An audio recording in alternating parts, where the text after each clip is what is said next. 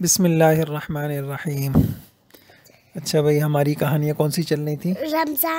Ramzan series. Ramzan तो आज हमारी कौन सी कहानी है? रमजान चौथी चौथी है। चौथी कहानी है। अच्छा, कहानी में ये बात चल रही थी कि मैं आपको समझा रहा था रमज़ान क्या होता है, जी। रमज़ान में क्या करना होता है, रमज़ान में क्या किन चीज़ों से बचना होता है। जी। सही। जी। तो मैंने आपको कैसे समझाया था कि जैसे एक मेहमान होता है, जी। तो मेहमान होता है, उसका हम हक अदा कर नहीं, उसका हम इंतज़ार करते हैं। इंतजार करते तो हैं, रमज़ान का भी इंतजार करते हैं। अब तो आ गया अल्हम्दुलिल्लाह रमज़ान इंतज़ार। सही है। उसके बाद क्या होता है, मेहमान करीब आ रहा होता है, उसको जाके गेट खोल के देखते हैं रमजान वो मेहमान आया नहीं आया। तो फिर रमज़ान को भी क्या करना है? देखना है। गेट खोल के देखना है। कैसे देखना है? रमजान को दुआ चांद चांद से देखना है। तो आपने देखा था चांद? जी बाबा, मैंने ग्राउंड जाके देखा था।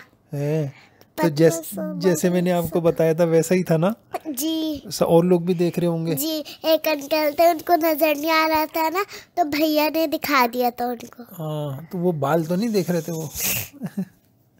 अच्छा, आपने देखा था ना छोटा सा कैसे नजर आ रहा होता है। अब आहिस्ता आहिस्ता वो बड़ा होता चला जाएगा। अब फिर आराम से नजर आएगा। अभी आज देखेंगे तो आपको नजर आ जाएगा।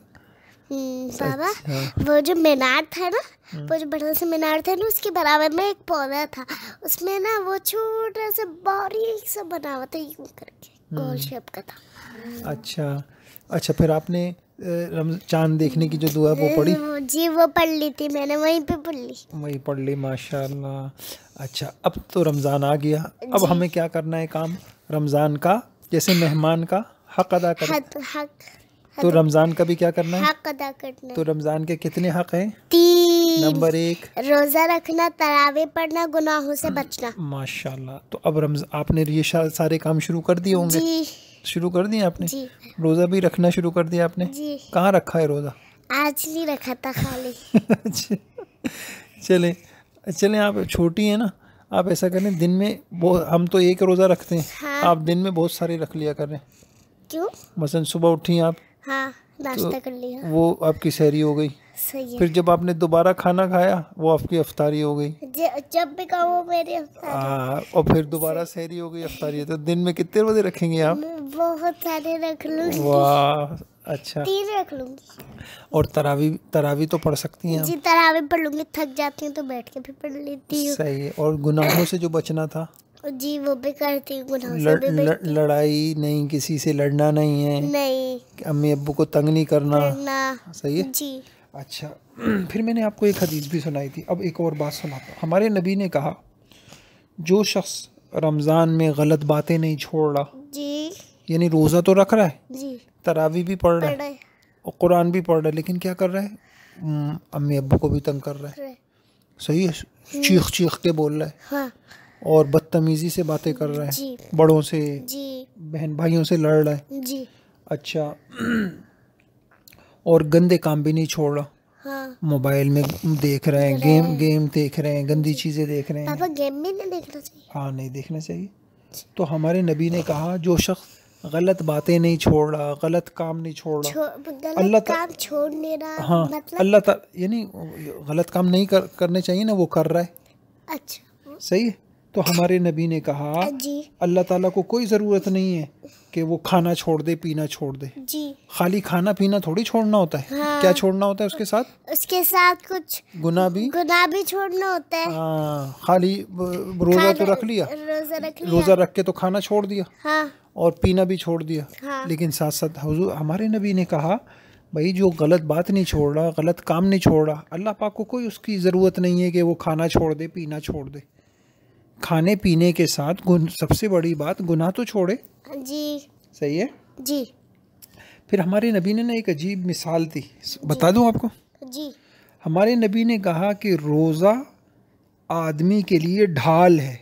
ढाल देखी आपने? जी, वो जब तीरे मारते हैं तो एक गोल सी ढाल बनी हुई होती है, और किसी को लगे नहीं। ढाल अपने आप को बचाने के लिए होती है ना? जी, मतलब अपने मुंह के सामने ले आते हैं, तो जब भी तीर मारो ना उस पे लगती है, हमारे ऊपर नहीं लगती। अच्छा, अब सुनिए, हमारे नबी ने कहा रोज़ा क्या है?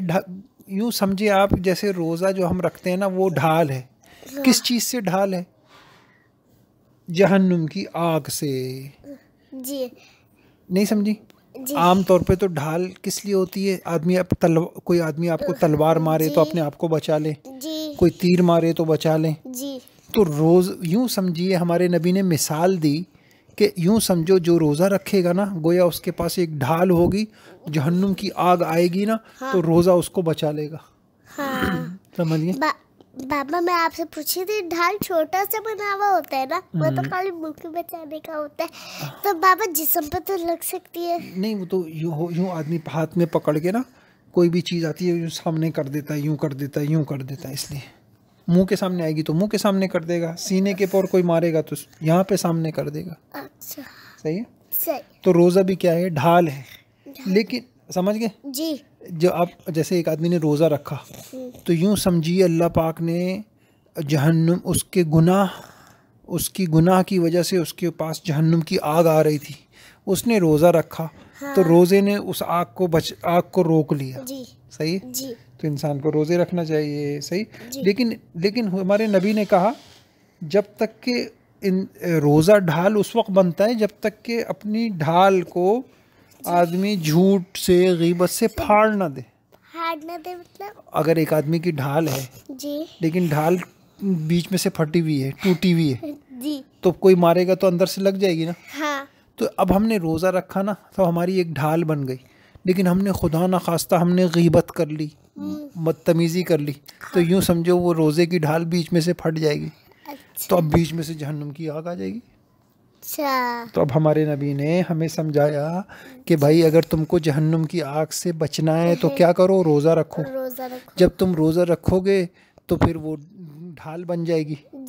लेकिन फिर अगर तुमने रोज़ा तो रखा लेकिन साथ साथ क्या कर दी? गीबत भी कर ली, गुनाह कर लिया, तो वो तुम्हारी ढाल क्या हो जाएगी? फट जाएगी। जब फट जाएगी तो फिर क्या हो जाएगा? लग जाएगा जहन्नुम की आग बीच में से। जहन्नुम की आग बीच में से आ जाएगी। सही है।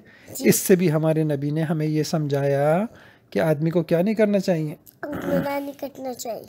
सही है। एक हदीस में हमारे नबी ने कहा बहुत सारे लोग रोज़े रखते हैं लेकिन उनको रोज़े का कोई सवाब नहीं मिलता।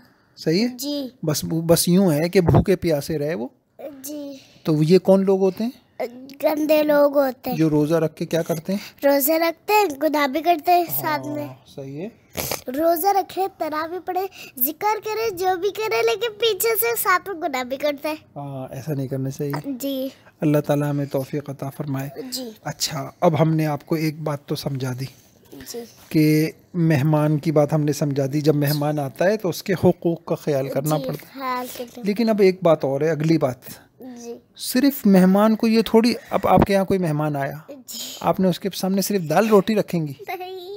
और भी कोई चीजें रखूंगी, जैसे सलाद रख दिया।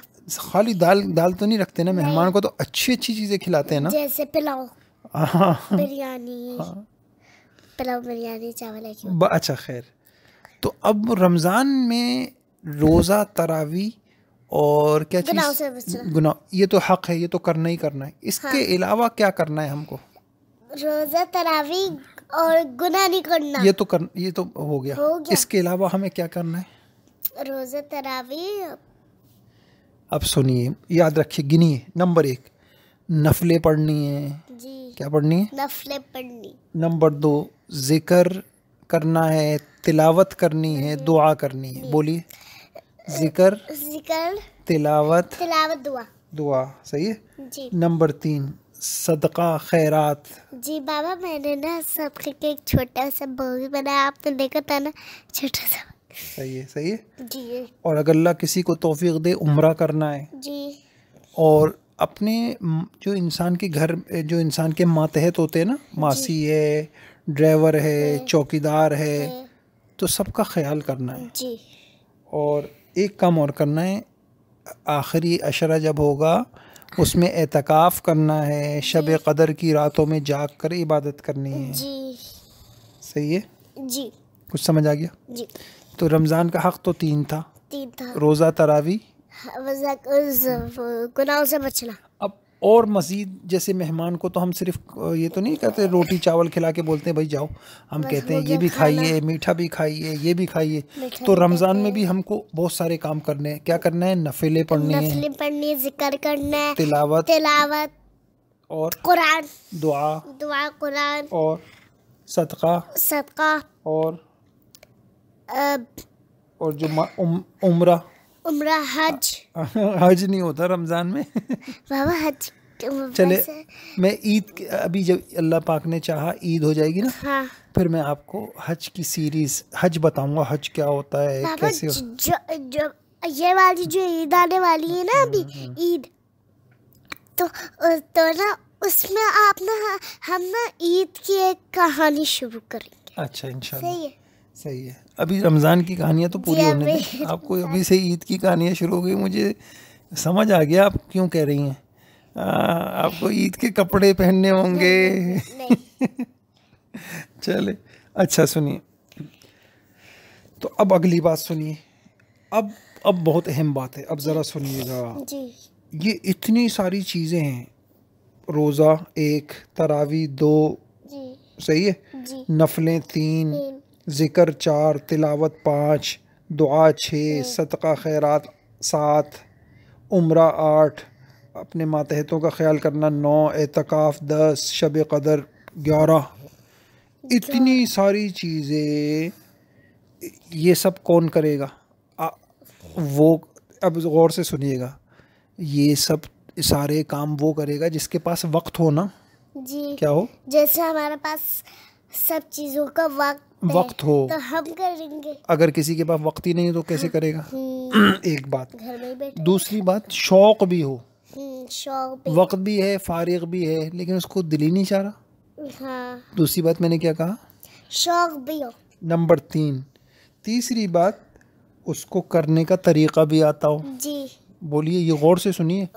उसको करने का तरीका भी आता हो। चौथी बात, और उसको मुनज़्ज़म भी हो।